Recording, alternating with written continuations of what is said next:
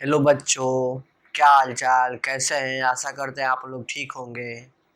आज हम लोग अम्ल की गुण पढ़ेंगे, जिसमें हम लोगों ने पहला गुण पढ़ लिए थे अम्ल और भस्म के।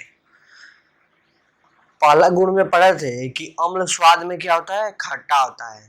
भस्म के गुण में पहला पढ़े थे कि भस्म स्वाद में क्या होता है, कड़वा होता है।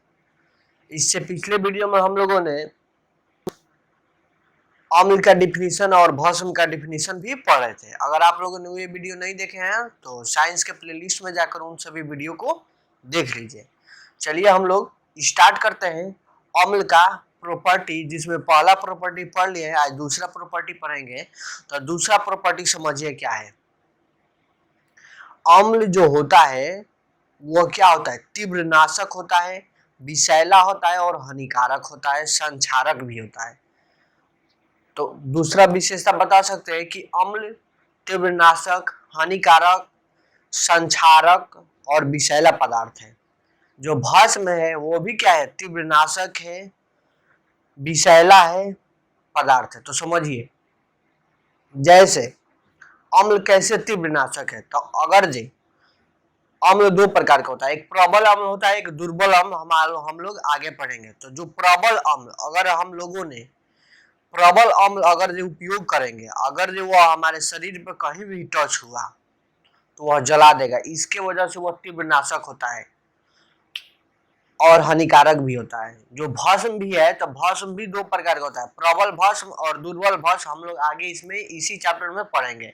तो जो प्रबल भस्म है, अगर जो उसका उपयोग करेंगे तो समझ लीजिए कि विषैला है, तीव्र। दैनिक जीवन में अपने दुर्बल अम्ल का उपयोग करते हैं। तो देखिए, दूसरा विशेषता क्या बता सके कि अम्ल तीव्रनाशक, हानिकारक और विषैला होता है। भस्म क्या होता है, वो भी तीव्रनाशक होता है, विषैला पदार्थ है और हानिकारक है। दो नंबर प्रॉपर्टी लिखे हैं। पहला प्रॉपर्टी हम लोग पढ़ चुके थे कि अम्ल स्वाद में खट्टा होता है। यहाँ भी पढ़े थे भस्म स्वाद में कड़वा होता है। फिर पढ़े थे कुछ पदार्थों में, जैसे सेव में कौन सा अम्ल पाया जाता है जिसकी वजह से खट्टा लगता है। तो माइलिक अम्ल, सब नोट पॉइंट हम पढ़ लिए थे। दूसरा प्रॉपर्टी है अम्ल विषैला, संक्षारक, हानिकारक होता है। याद रखिएगा, भस्म भी क्या होता है, विषैला होता है, हानिकारक होता है और तीव्रनाशक होता है। अब देखिए, एक दो यहाँ नोट लिखे हैं जो आपके पेपर में यहाँ से ऑब्जेक्टिव क्वेश्चन पूछे जाते हैं। तो नोट पढ़ना जरूरी है। जितने सारे इस चैप्टर में हम नोट लिखवाएंगे वो आपके वहां से ऑब्जेक्टिव क्वेश्चन बनते हैं पेपर में। तो देखिए, H2SO4 नोट नंबर 1 लिखे हैं। H2SO4, H2SO4 कौन सा अम्ल है, इसका हम नाम भी बताए थे, जिसे सल्फ्यूरिक अम्ल बोलते हैं। तो सल्फ्यूरिक अम्ल का उपयोग कहाँ किया जाता है, तो बैटरी में किया जाता है। जो भी बैटरी आता है, जैसे इन्वर्टर वाला बैटरी आता है, तो उसमें देखिएगा कि लिक्विड डाला रहता है, उसमें अम्ल होता है, एसिड होता है। वह कौन सा एसिड होता है, तो सल्फ्यूरिक अम्ल H2SO4। यह बहुत प्रबल अम्ल है। इसका ज्यादा सा ही उपयोग अगर कहीं शरीर से टच होगा तो वहां जलाने के ज्यादा संभावना है। अब देखिए, तो यहाँ ऑब्जेक्टिव पूछा जाए कि बैटरी में कौन सा अम्ल डाला जाता है। तो अब फार्मूला के रूप में भी दे सकता है H2SO4, या नाम भी दे सकता है सल्फ्यूरिक एसिड। दूसरा लिखा है नोट HNO3। HNO3 का नाम क्या है, हम लोग को जान चुके हैं। HNO3 को नाइट्रिक अम्ल बोलते हैं, NO3 को नाइट्रेट बोलते हैं। तो नाइट्रेट से बना है नाइट्रिक एसिड, H से स्टार्ट हुआ है तो नाइट्रिक अम्ल। इसका उपयोग देखिए खाद बनाने में उपयोग किया जाता है और विस्फोट बम बनाने में उपयोग किया जाता है। तो नाइट्रिक अम्ल का उपयोग कहाँ किया जाता है, यहाँ से ऑब्जेक्टिव क्वेश्चन पूछ सकता है, खाद बनाने में और बम बनाने में। तीसरा भी समझ लीजिए, तीसरा लिखे नहीं है लेकिन समझ लीजिए। जैसे हम लोगों को दैनिक जीवन में सुने होंगे आप लोगों ने कि गैस हो गया है पेट में गैस हो गया है। देखिए, जब हम लोग खाना खाते हैं तो तो उसके पचने के लिए हमारे आमाशय में हाइड्रोक्लोरिक अम्ल को HCl से फॉर्मूला होता है, हाइड्रोक्लोरिक अम्ल स्रावित होता है। HCl स्रावित होगा तो खाना पच जाता है। अगर कभी कभी क्या होता है कि हाइड्रोक्लोरिक अम्ल अधिक मात्रा में स्रावित हो जाएगा, HCl की मात्रा अधिक हो जाता है कि कहाँ, पेट में, जिसके वजह से गैस हो जाता है, उत्पन्न हो जाता है। क्या हो जाता है? और गैस उत्पन्न हो जाता है।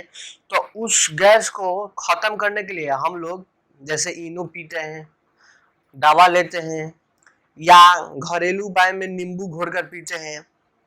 तो ये सब क्या है?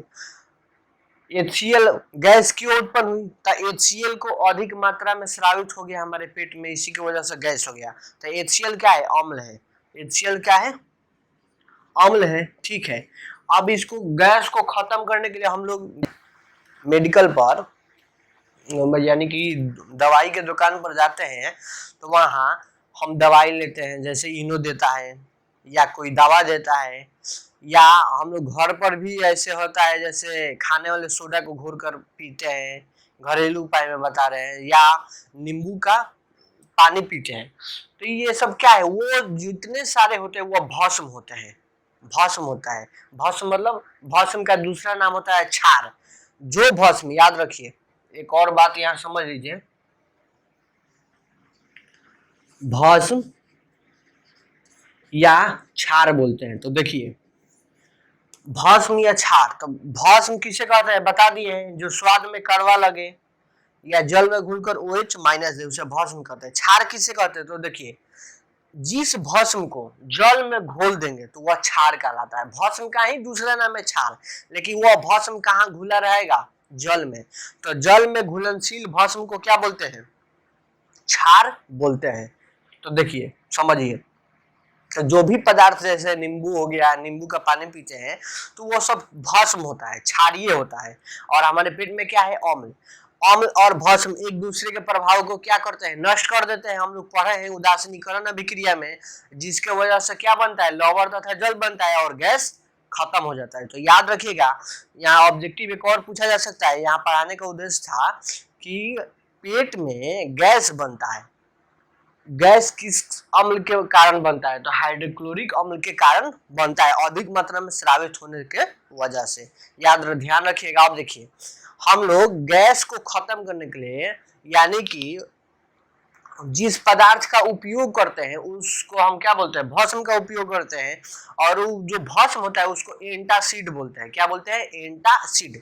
तो देखिए, यहाँ लिखे हैं अब 2 नंबर। भस्म में देखिए, भस्म क्या होता है? विषैले होता है, हानिकारक होता है तथा तीव्र नाशक होता है।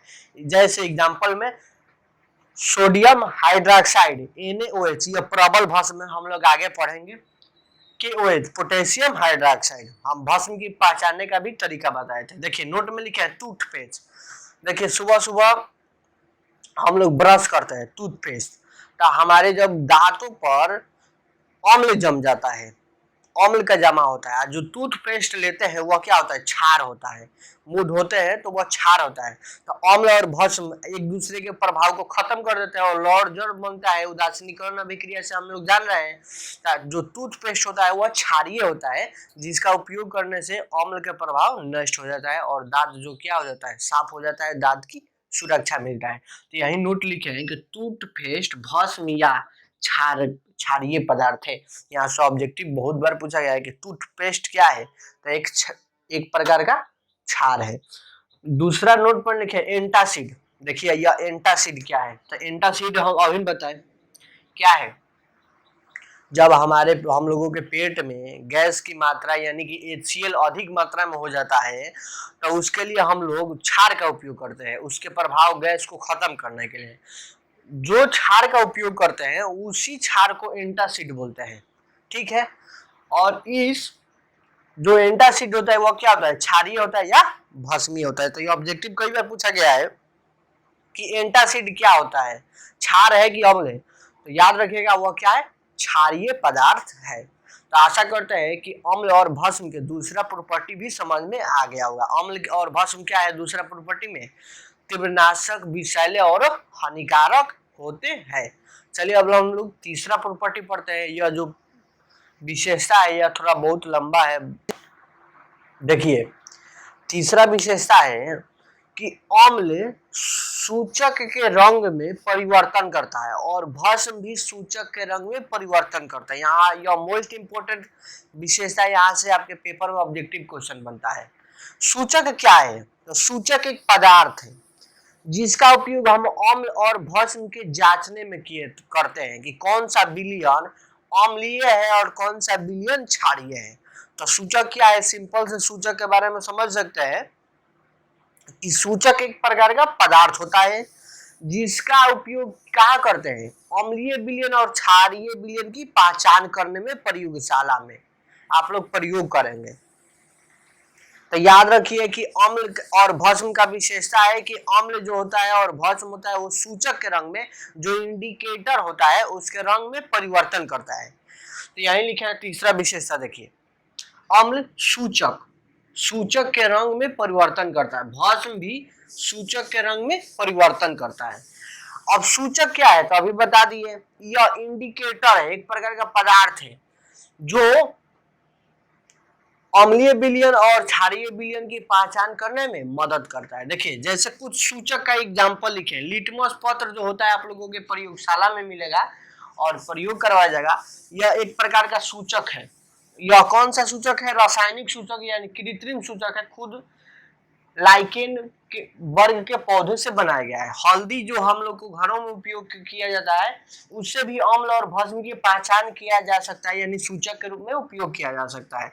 चुकंदर, लाल गोभी का पत्ता, ये सब इंडिकेटर के रूप में उपयोग किए जाते हैं। तो यहाँ से एक ऑब्जेक्टिव क्वेश्चन बन सकता है, क्या बनेगा तो ध्यान से देखिए, प्राकृतिक सूचक का एग्जाम्पल है या उदाहरण है। तो प्राकृतिक सूचक यानी कि ईश्वर द्वारा बनाया गया, तो हल्दी हो गया, चुकंदर हो गया, लाल गोभी का पत्ता।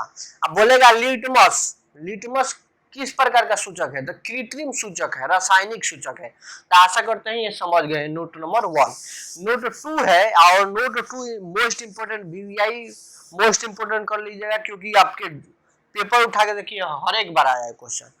जो लिटमस पत्र अभिन्न होता है, लिटमस पत्र क्या होता है, सूचक होता है, इंडिकेटर होता है, या जो इसको अम्ल के विलयन में डालेंगे, लिटमस पत्र को अम्ल के विलयन में डालेंगे तो वह लाल रंग देगा। हमेशा याद रखिएगा जब भी लिटमस पत्र को अम्ल के विलयन में डालेंगे तो वो कौन सा रंग देगा, लाल रंग देगा। याद रखिएगा मोस्ट इंपोर्टेंट है। अभी क्वेश्चन किस तरह पूछता है बता रहे, देखिए लिटमस अम्लीय विलयन में कौन सा रंग देता है, लाल रंग देता है। एकदम वीवीआई कर लीजिएगा, एकदम आएगा आपके पेपर में, हर एक बार पूछा जाता है। देखिए भस्म का नोट नंबर 1 देखिए, जो लिटमस होता है अगर जो क्षारीय विलयन में डालेंगे तो वह नीला रंग देगा। दो शब्द याद रखना है, लिटमस पत्र को अम्लीय विलयन में डालेंगे तो वह कौन सा रंग देगा, लाल रंग देगा, और क्षारीय विलयन में डालेंगे तो नीला रंग देगा। कौन सा रंग देगा, नीला रंग देगा। यहाँ लिख भी दिया है, लिटमस क्षारीय विलयन में कौन सा रंग देता है, नीला रंग देता है। इसी से पहचान कर सकते हैं। कोई भी लिटमस पत्र आपको दिया जाएगा प्रयोगशाला में, 2-4 विलयन रखा जाएगा, उसको पहचान करिए कौन सा अम्ल है, कौन भस्म है, कौन क्षार है, कौन लवण है। तो आप लिटमस को ले जाइएगा, अम्ल में डुबाइएगा, अगर जो वह लाल रंग दे देगा, लाल रंग का हो जाएगा लिटमस, तो क्या हो जाएगा, अम्लीय हो जाएगा। अगर जो दूसरे विलयन में डालेंगे, अगर जो वह नीला रंग का हो जाएगा तो वह क्षारीय होगा। अगर जो तीसरे विलयन में डालेंगे रंग चेंज नहीं होगा तो वह लवण होता है, उदासीन होता है। तो देखिए याद रखिएगा कि लिटमस पत्र को अम्लीय विलयन में डालेंगे तो कैसा रंग देगा, लाल रंग देगा, और लिटमस पत्र को क्षारीय विलयन में डालेंगे तो वह कैसा रंग देगा, नीला रंग देगा। तो यहां से क्वेश्चन पूछा जाता है, क्या पूछा जाएगा कि जब लाल लिटमस पत्र को किसी विलयन में डालते हैं, आप क्वेश्चन घुमाकर पूछेगा, लाल लिटमस पत्र को किसी विलयन में डालेंगे और उसका रंग नीला हो जाता है, किसका, लिटमस पत्र का, तो वह कौन सा विलयन है। तो आप बताइए कि कौन विलयन नीला रंग देगा, क्षारीय विलयन, तो वह कौन सा विलयन होगा, क्षारीय। तो ऐसे क्वेश्चन पूछा जाता है। और इस तरह भी पूछा जाता है, जब नीले लिटमस पत्र को किसी विलयन में डालते हैं तो वह नीला लिटमस पत्र लाल रंग का हो जाता है। तो लाल रंग कौन देता है, अम्ल देता है, तो वह अम्लीय विलयन होगा। तो इस तरह ऑब्जेक्टिव क्वेश्चन यहाँ से बनते हैं। चलिए चौथा विशेषता पढ़ते हैं। तीसरा विशेषता हम लोग पढ़ लिए। देखिए चौथा विशेषता है कि जो अम्ल है वह धातु से अभिक्रिया कर हाइड्रोजन गैस मुक्त करता है। भस्म भी धातु से अभिक्रिया करेगा तो कौन सा गैस मुक्त करेगा, हाइड्रोजन गैस मुक्त करता है। तो याद रखिएगा चौथा विशेषता क्या है कि अम्ल तथा भस्म धातु से अभिक्रिया कर कौन सी गैस मुक्त करता है, हाइड्रोजन गैस H2 मुक्त करता है। याद रखिएगा, बहुत सारे क्वेश्चन यहाँ से बनते हैं आपके पेपर में और पूछे भी गए हैं प्रीवियस ईयर में कि अम्ल धातु के साथ अभिक्रिया कर क्या मुक्त करता है, तो हाइड्रोजन गैस मुक्त करता है। लेकिन एक कंडीशन है, सभी जो धातु है वो अम्ल से अभिक्रिया कर हाइड्रोजन गैस मुक्त नहीं करता है। उसका रीजन है कि जो क्रियाशीलता श्रेणी सक्रियता श्रेणी में हाइड्रोजन के ऊपर जितने सारे धातु आएंगे वो अम्ल से अभिक्रिया कर हाइड्रोजन गैस मुक्त करेंगे, और हाइड्रोजन के जितने सारे नीचे जो धातु है सक्रियता श्रेणी क्रियाशीलता श्रेणी में वह अम्ल से अभिक्रिया नहीं करते। याद रखिएगा, यहाँ से क्वेश्चन पूछा जा सकता है। तो देखिए यहाँ लिखे हैं, चौथा में लिखे हैं कि अम्ल धातु से अम्ल किससे का अभिक्रिया करेगा, धातु से अभिक्रिया कर क्या मुक्त करेगा, हाइड्रोजन गैस H2 मुक्त करता है, उत्पन्न करता है। भस्म भी लिखे हैं, भस्म धातु से अभिक्रिया कर क्या मुक्त करता है, हाइड्रोजन गैस H2 मुक्त करता है। संकेत में भी लिखे हैं, अम्ल प्लस धातु अभिक्रिया करके क्या मुक्त करेंगे, हाइड्रोजन गैस मुक्त करेंगे। यहाँ लिखे हैं भस्म धातु के साथ अभिक्रिया कर क्या मुक्त करता है, हाइड्रोजन गैस। जैसे एग्जांपल में देख सकते हैं, Zn, जैसे कोई अम्ल लेते हैं, जैसे एक धातु लेते हैं Zn प्लस अम्ल लेते हैं H2SO4, ठीक है। अभिक्रिया कराएंगे तो क्या होगा, देखिए ZnSO4 बनेगा, ZnSO4 H2 पर H2SO4 में प्लस और माइनस है, तो H2 प्लस है और SO4 माइनस है, तो इसका Zn इसके माइनस के साथ आ जाएगा, प्लस के साथ माइनस, तो ZnSO4 प्लस कौन सी गैस, H2 गैस मुक्त हो जाएगा। देखिए तो यह अम्ल है, H2SO4 अम्ल है, कौन सा अम्ल है, सल्फ्यूरिक अम्ल है। जिंक धातु से अभिक्रिया किया तो क्या मुक्त किया, हाइड्रोजन गैस मुक्त किया, और हाइड्रोजन गैस को तीर के चिन्ह ऊपर द्वारा दर्शाता है। जब प्रतिफल में कोई भी गैस बनता है तो एरो के चिन्ह ऊपर द्वारा दर्शाया जाता है। तो यह कौन सी अभिक्रिया है, विस्थापन अभिक्रिया हो रहा है यहाँ पर, या हाइड्रोजन गैस मुक्त हो रहा है। तो याद रखिए, जब भी अम्ल किसी भी धातु से अभिक्रिया करेगा तो कौन सी गैस उत्पन्न करता है, हाइड्रोजन गैस उत्पन्न करेगा। एक और एग्जांपल देख लीजिए, पहला एग्जांपल, दूसरा एग्जांपल देख लीजिए। Fe, लोहा एक प्रकार का धातु है, अम्ल लेते हैं HCl हाइड्रोक्लोरिक अम्ल इस बार लेता है, अभिक्रिया करेंगे तो क्या उत्पन्न करेंगे, तो देखिए Fe H पर प्लस है, Cl पर माइनस है। Fe का संयोजकता 2 होता है, क्लोरीन की संयोजकता 1 होता है, तो इसको 2 क्लोरीन चाहिए, तो यहाँ FeCl2 हो जाएगा, प्लस हाइड्रोजन गैस मुक्त करेगा तो H2 गैस मुक्त करेगा। हाइड्रोजन गैस है, गैस किस रूप में रहता है, द्विक रूप में रहता है, तो H2 होगा। जब तीर के चिन्ह ऊपर दर्शाएंगे कि नीचे, तो ऊपर दर्शाएंगे, क्यों, क्योंकि यह गैस बना है। तो देखिए अब इसको संतुलित करना जरूरी है, तो हाइड्रोजन 2 है, क्लोरीन 2 है, तो इधर भी करना है, 2 से मल्टीप्लाई कर देंगे तो क्या हो जाएगा, Fe हाइड्रोक्लोरिक अम्ल के साथ अभिक्रिया किया तो कौन सी गैस, हाइड्रोजन गैस मुक्त किया, H2 गैस मुक्त किया और FeCl2 बना। तो आशा करते हैं कि आप लोग ये समझ गए होंगे कि क्या अम्ल के साथ धातु अभिक्रिया करेगा तो कौन सी गैस मुक्त करेगा, हाइड्रोजन गैस हमेशा हमेशा के लिए याद रखिएगा मुक्त करेगा। लेकिन एक नोट है, क्या नोट है, नोट पॉइंट ये है कि क्रियाशीलता श्रेणी है उसमें हाइड्रोजन परमाणु से ऊपर की सभी धातु अभिक्रिया करेंगे तो